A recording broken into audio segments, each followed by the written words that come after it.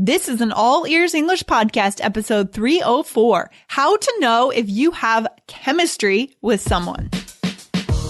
Welcome to the All Ears English Podcast, downloaded more than 7 million times. We believe in connection, not perfection, with your American hosts, Lindsay McMahon, the English adventurer, and Michelle Kaplan, the New York radio girl, coming to you from Boston and New York City, USA. Today, our dating consultant, Jessica Coyle, is back, and we'll talk about 2 different types of chemistry in urban U.S. dating experiences. Today, we have a special guest on the show. Jessica Coyle is back as our dating consultant at All Ears English. She is based in New York City, and she writes a blog called hopefuldisasters.wordpress.com. Now, let's get to the show. Hey, Jessica, welcome back to our show. You are our dating consultant here at All Ears English, and we're happy to have you back. How have you been? I've been very well, Lindsay. How have you been? I've been good. And you're back today to talk to us about dating and this concept, this very interesting concept that we hear around the dating world in the U.S., the concept of chemistry and what it actually is and why it matters so much in Western dating. Yeah, chemistry is such an interesting concept because it's something that I don't even know if it existed for people in the same way a century ago. You know, I was having a conversation with my students recently, and we were talking about how in some of their countries, arranged marriage is still very common, or if not common, then matchmakers are still very common. And it's just this thought of, this is the number one thing for so many of us, but is it even really objectively important? Right. And it'll be really interesting to see what our listeners have to say today, because I think that in different parts of the world, chemistry is either an afterthought or it's not even considered at all. Right. So first of all, we'd like to invite you guys to come back to allearsenglish.com/304 and let us know what chemistry is to you, or if you even consider chemistry on a first date or when you think about, getting serious about someone in your dating life. So let's start out with, how would you define chemistry, Lindsay? Oh my God, it's so hard, right? But it's a magnetic pull between 2 people where you feel like something inside your heart is kind of understanding the other person. That sounds so deep, right? But that's my experience of chemistry. It's something unique about that person, and it's hard to put your finger on it, but there's something different about that person to you. Yeah, I was doing a lot of thinking about this recently because I find myself going out on dates with men where it's really nice, it's pleasant, it's a lovely conversation, but I just don't want to see them again because there's not that pull that you mentioned. There's not that feeling that, oh my gosh, I can't wait to see this person again, or I can't wait to hear this person's opinion about that. Yeah, and I think that's why dating is just not something, to some extent we have to have our head involved, right? We have to be logical and we have to be smart. But if we have a list of things that this person has, a resume, for example, the person's an attorney or a doctor, or all of this stuff really doesn't matter if you're talking about chemistry, because their career doesn't necessarily create chemistry between the 2 people. So it really is such a tricky concept. Yeah, it's one of those things where it might influence you. Like you might be tempted to think, oh my gosh, the next guy I have is going to have a good job. I can't stand this kind of person who I have to pay for all the time. But then you might find yourself going on date after date with a financial analyst, and then it just doesn't matter because every conversation is horrible, Exactly. So it's something that goes beyond career, even sometimes goes beyond just intelligence. For me, it's really about the heart. It's about the heart, and it's hard to explain. So we talked about 2 different kinds of chemistry, right, Jessica? Yeah. We talked about the slow burn chemistry, which is where you kind of like someone, you think maybe you could be friends, I don't know if I'm attracted or not, and then the instant chemistry. Okay, so let's go into each one and what that actually feels like and maybe our listeners will have something to say about this too. So in terms of the slow burn, in your experience, how slow can it actually be? Are we talking about becoming friends with someone for years and then chemistry developing gradually? Well, I've had a couple of experiences with this. My first significant boyfriend, I remember thinking, can I be attracted to this person? Like I would stare at him, which sounds creepy, but like I would stare at him when we were like with mutual friends, because we started as friends.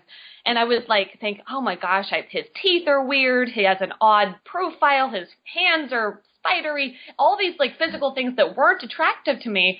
But as we became friends, as he made me laugh, as the conversations were fun, those things kind of faded in the background, and I started really being attracted to him, which would never have happened on like online dating or kind of a setup or anything, because you just don't have the time.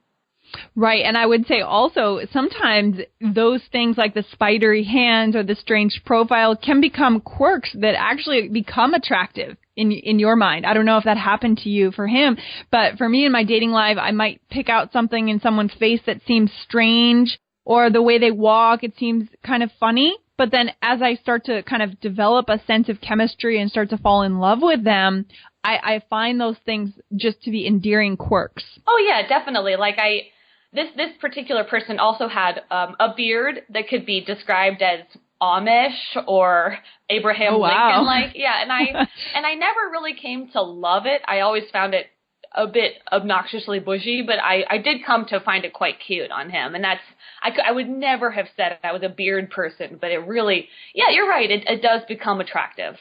Okay. So, and I know a lot of great relationships that actually start this way as a slow burn chemistry. You know, people start as friends or just getting to know each other, feeling a little bit lukewarm, right? That's another great vocabulary word for our listeners today. Lukewarm. What does that mean, Jessica? Like a cup of water that you leave out overnight. It's the same temperature, so you kind of feel, he's all right, she's all right.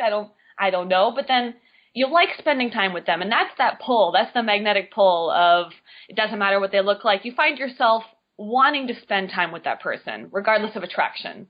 Yeah, I actually think that in the long run, this could build a stronger relationship than the second type of chemistry, although of course it depends on the couple. But the second type of chemistry, we called it kind of a quick chemistry, or I would say even like a limerence, right? And how would you define that? Yeah, so kind of like infatuation, right? Limerence to me is infatuation. It's when we think we're in love, but we're actually infatuated with someone because we don't really know the person. Yeah, that's definitely the kind that I think online dating and setups tend to reward, and it can work or it can't work. I mean, I have an example of this one. Probably my first successful online date was with a guy, and we met for brunch, and it turned out to be an entire day date. We met, we had so much fun that we went and played putt-putt. That led to dinner, that led to a party with mutual friends, and it was so instantaneous and such a kismetic attraction. It didn't end well, so it can be bad. It didn't end well. Okay, yeah. Right. So was that a mutual attraction between the two of you then? Mm-hmm. Very mutual, very quick. And you know, my most recent boyfriend was the same thing, and we ended up dating for 4 months, and it didn't end for the same kinds of reasons. It wasn't as like wild as the first one. So it can work. I definitely think it can work. But you're right, it's less stable. Yeah, I think we have to kind of pace ourselves a little bit. And it's hard to, you know, if we feel that intensity with someone immediately, it's quite hard to slow down, right? Mm-hmm. Yeah, but it can burn out quickly if we're not careful. Yep, and it can be off-putting even if the other person feels it. We do have to keep ourselves in check. Like my most recent boyfriend, one of the things he said when we were breaking up was, you know, I didn't want to be all that serious, and then suddenly we were a couple, and that it wasn't exclusively on my end. He was equal parts in becoming a couple, but it was because we'd been so enthusiastic and so excited and so attracted to each other that it kind of went too fast. Hey guys, if your IELTS exam is coming up this spring, then you need to be prepared for the speaking section. It's going to be hard, but it will be easier if you have our 4 tips to understand exactly what the examiner wants on that section. So to find out what that is in a free downloadable cheat sheet, go right now to allearsenglish.com/evaluation. That's allearsenglish.com/EVALUATION. And good luck on your IELTS.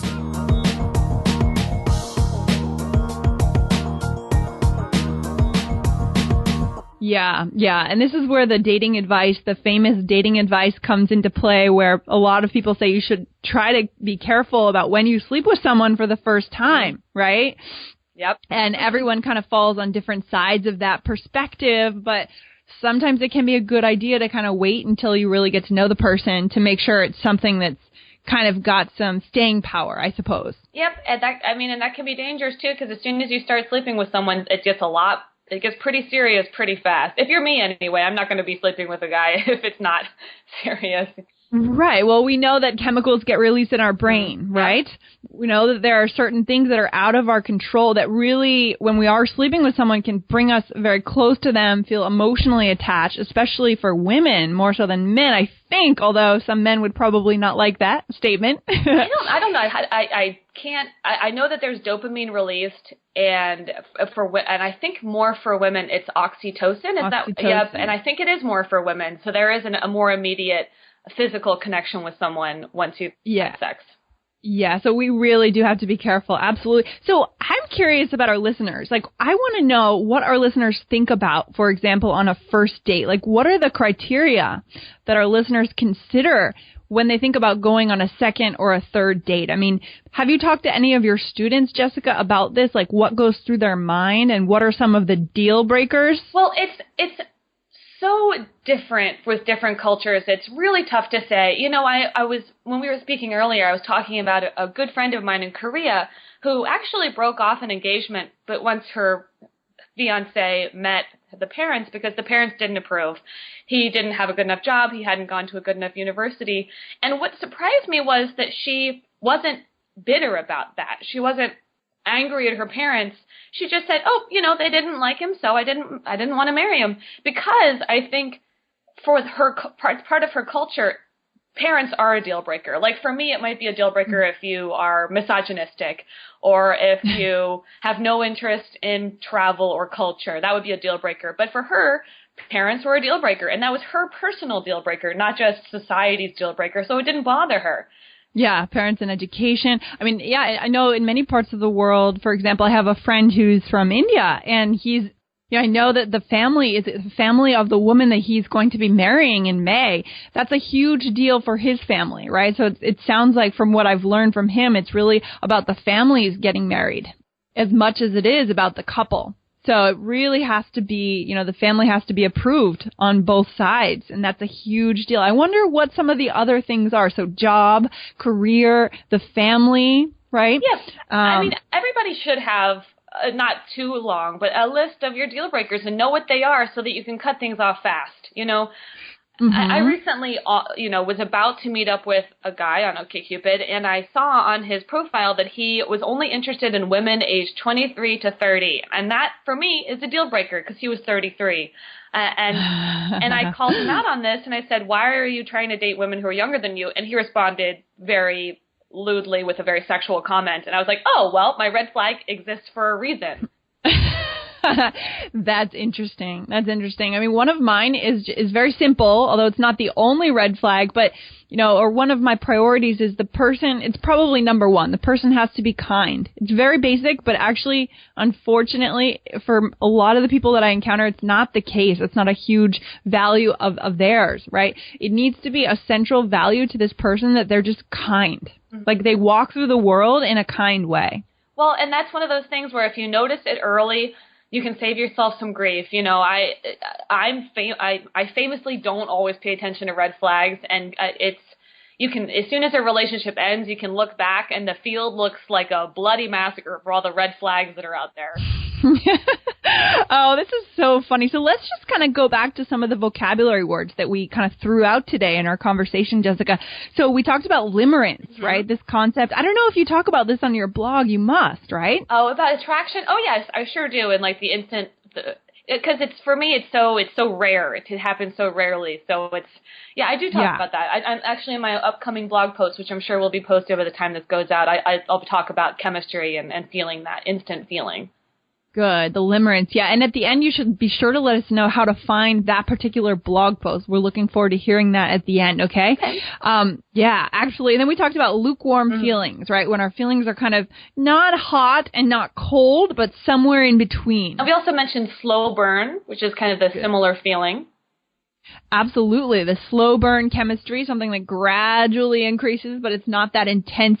Then we talked about quirks, right?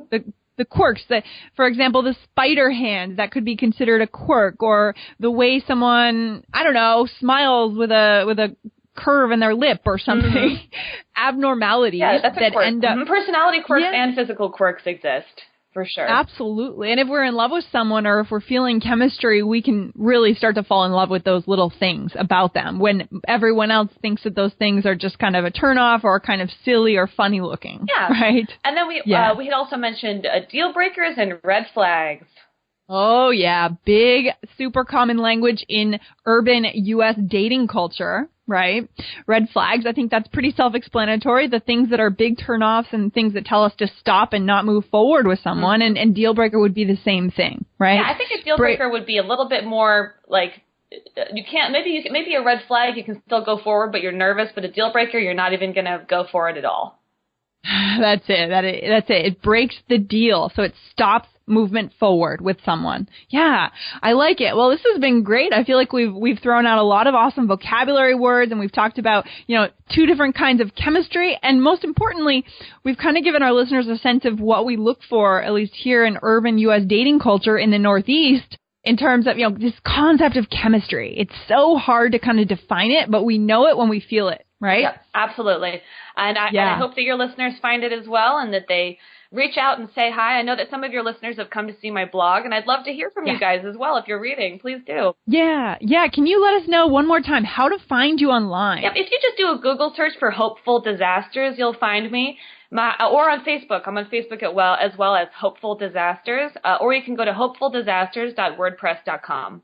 Awesome. So guys, we want to encourage you to check out Jessica's blog, because this is a great way to practice your English and not focus so much on grammar and vocabulary, but go read about a topic that actually interests you and read about it from a great writer like Jessica. Thank you. So excellent. Thanks for joining us today, Jessica. This has been interesting. Good luck and happy dating, Lindsay. All right. Take care. You too. Good luck. Thanks for listening to today's show, and be sure to come back to our website at allearsenglish.com/resources for some awesome ideas and special offers to help you get fluent. And if you believe in connection, not perfection, be sure to subscribe to our podcast on your computer or on your smartphone. See you soon.